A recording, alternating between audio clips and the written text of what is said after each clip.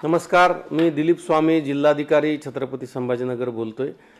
छत्रपती संभाजीनगर शहर व जिल्ह्यामध्ये काल परवा पेट्रोल पंपावर खूप मोठ्या वाहनाच्या रांगा लागल्या होत्या आणि पेट्रोल आणि डिझेलचा तुटवडा आहे, टंचाई आहे असं चित्र निर्माण केलेलं होतं। आज मी सर्व कंपन्यांच्या प्रमुख अधिकाऱ्यांशी चर्चा केली।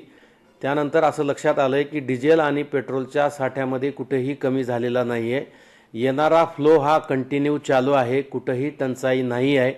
फक्त अफवा पसरवल्यामुळे लोकांनी पेट्रोल पंपावर गर्दी केली आणि अव्वाच्या सव्वा पेट्रोल भरून डिझेल भरून घेतल्यामुळे पेट्रोल पंपावरचा साठा संपलेला आहे।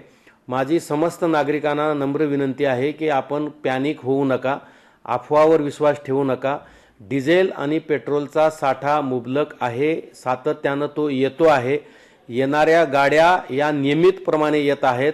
जसं जसं नेहमीप्रमाणे गाड्याची आवक होती त्याचप्रमाणे गाड्याची आवक चालू आहे।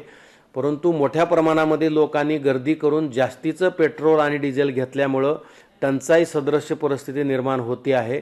तरी माझी नागरिकांना विनंती आहे, अफवावर विश्वास ठेवू नका। डिझेल आणि पेट्रोलची कुठलीही टंचाई नाही आहे, टंचाई होणार सुद्धा नाही आहे। कुठलेही भाव वाढण्याची चिन्ह नाही आहेत, लक्षणं नाही आहेत। परंतु काही लोकांनी जाणीवपूर्वक अफवा पसरवून लोकांना पॅनिक केलेला आहे। अशा लोकांचा आम्ही शोध घेतो आहोत ज्याने अफवा पसरवलेला आहे ते, आणि जे कोणी अफवा पसरवतील आणि लोकांना पॅनिक करतील त्यांच्यावर कायदेशीर कडक कारवाई केली जाणार आहे।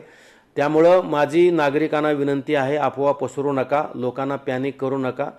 पेट्रोल आणि डिझेलचा साठा आहे आणि तो रेग्युलर आपल्याला मिळणार आहे। जसं आपण पूर्वी खरेदी करत होतात नियमितपणे आवश्यकतेप्रमाणे, त्याचप्रमाणे खरेदी करा।